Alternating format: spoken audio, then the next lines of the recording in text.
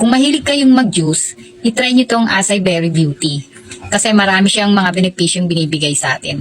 Itong berries ang acai, raspberry, cranberry, cherry, strawberry, elderberry, and blackberry. Ang berries din ay mababa sa calories at mataas sa fiber. Ang lahat ng uri ng berries ay isang magandang pinagkukunan ng antioxidants at vitamin C. Kaya guys, itry nyo na tong acai berry. Etong sachet na to, meron siyang 5 grams. So sa isang pack na ganito, mayroon 7 sachets. So 35 grams to guys.